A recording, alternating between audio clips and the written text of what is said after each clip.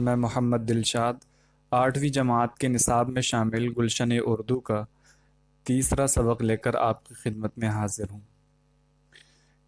اس سبق کا عنوان ہے گفتگو کے آداب۔ گفتگو یعنی بات چیت، آداب ادب کی جمع ہے یعنی اس کے طور طریقے۔ اس میں ہم پڑھیں گے کہ گفتگو کس طریقے سے ہمیں کرنی چاہیے، جب ہم بات کر رہے ہوں ہمارا انداز کیا ہونا چاہیے، جب ہم بڑوں کے ساتھ بات کر رہے ہیں تو ہمارا کیا رویہ ہونا چاہیے، جب ہم چھوٹوں کے ساتھ گفتگو کریں بات کریں تب ہمارا رویہ کیا ہونا چاہیے۔ آئیے شروع کرتے ہیں۔ زندگی میں اصولوں اور قاعدوں کی پابندی نہایت ضروری ہے۔ اصولوں اور قاعدوں کی ضرورت زندگی کے ہر میدان میں ہوتی ہے۔ ہمارے اچھے یا برے ہونے کا تعلق عادتوں کے علاوہ ہماری گفتگو سے بھی ہے۔ ملنے جلنے والوں پر پہلا تاثر یعنی اثر آپ کی گفتگو کا ہی ہوتا ہے۔ انسان کے مزاج اور اخلاق کا اندازہ اس کی گفتگو سے ہوتا ہے۔ لہٰذا گفتگو کے وقت چند باتوں کا خیال رکھنا بہت ضروری ہے۔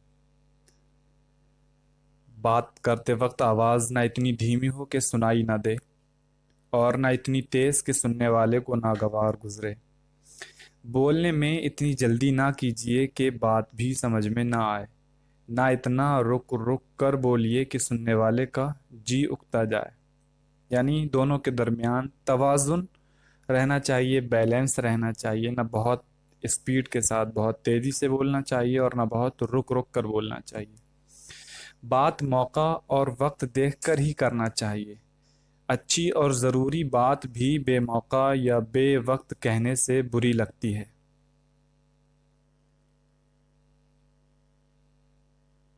کسی کی بات کاٹنا بدتمیزی ہے، یعنی جب کوئی بات کر رہا ہو تو اس وقت ہمیں ایک دم اپنی بات شروع نہیں کرنی چاہیے۔ جب تک دوسرے شخص کی گفتگو ختم نہ ہو جائے ہمیں اپنی بات شروع نہیں کرنا چاہیے۔ اگر کوئی ضروری بات کہنا ہو تو پہلے اس شخص سے معافی مانگنا چاہیے، پھر اپنی بات کہنا چاہیے۔ بات کہنے سے پہلے سوچنا ضروری ہے۔ بغیر سوچے سمجھے بولنا بے وقوفی ہے۔ ایک بات کو بار بار کہنا گفتگو کا عیب خیال کیا جاتا ہے۔ یعنی ایک ہی بات کو اگر بار بار دہرایا جائے تو وہی بات گفتگو کا عیب اس بات کو، یعنی جو بات دہرائی جا رہی ہے، گفتگو کا عیب خیال کیا جاتا ہے، عیب مانا جاتا ہے۔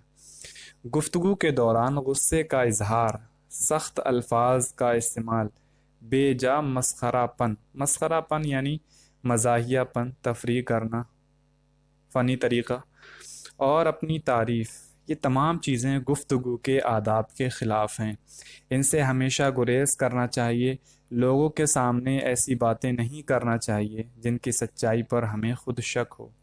اگر اتفاق سے ایسی بات کہنا ہی پڑے تو اس کے ساتھ ہمیں اپنا شک بھی ظاہر کر دینا چاہیے۔ کسی کے عقیدے، مذہب یا بزرگوں کی شان میں نازیبا الفاظ کا استعمال مناسب نہیں۔ چھوٹوں سے گفتگو کرتے ہوئے محبت اور نرمی سے پیش آنا چاہیے۔ ان کی غلطی پر سب کے سامنے لعنت ملامت کرنے کے بجائے انہیں اکیلے میں سمجھا دینا بہتر ہے۔ مشق، یہاں کچھ الفاظ دیے ہیں اور ان کے جسٹ سامنے ہی ان کے معنی بھی دیے گئے ہیں۔ اصول، قاعدے اور قانون۔ گفتگو، اس کا معنی ہے بات چیت۔ آداب، یہ ادب کی جمع ہے جس کے معنی اچھے طریقے۔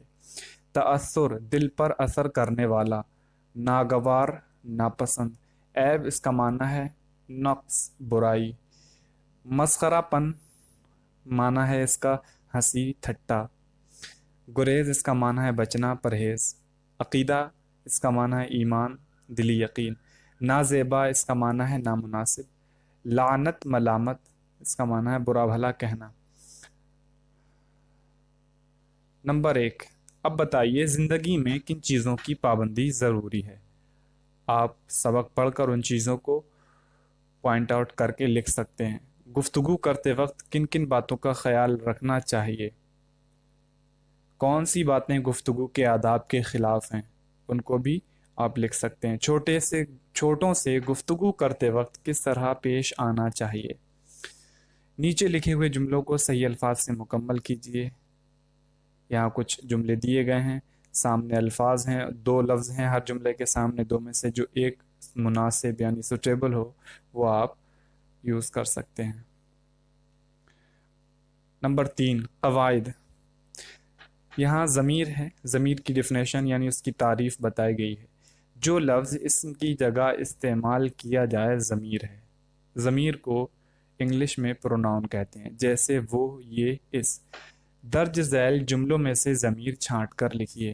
اس نے کھانا کھایا، میں اور تم کل وہاں گھومنے جائیں گے، تم کہاں گئے تھے، یہ خط اس نے لکھا ہے، وہ اسکول جا رہی ہے۔ ان سبھی جملوں میں سے ضمیر کو چھانٹ کر لکھیں۔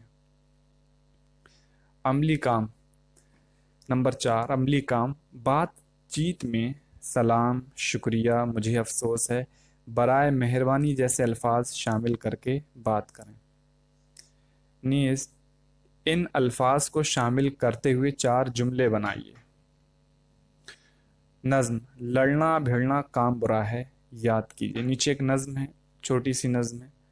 لڑنا بھیڑنا کام برا ہے، لڑنے کا انجام برا ہے، آپس میں مل جل کر رہنا، جھوٹی بات نہ منہ سے کہنا، کرتے رہو ماں باپ کی خدمت، ماں کے پاؤں تلے ہے جنت، اپنے بڑوں کا کہنا مانو، دل سے ان کو اچھا جانو، کام ہیں یہ ساری باتیں کیسی پیاری پیاری باتیں، کام کی ہیں یہ ساری باتیں، یہاں کی چھوٹ گیا، کام کی ہیں یہ ساری باتیں کیسی پیاری پیاری باتیں۔ امید ہے سبق آپ کو سمجھ میں آ گیا ہوگا۔ اگر آپ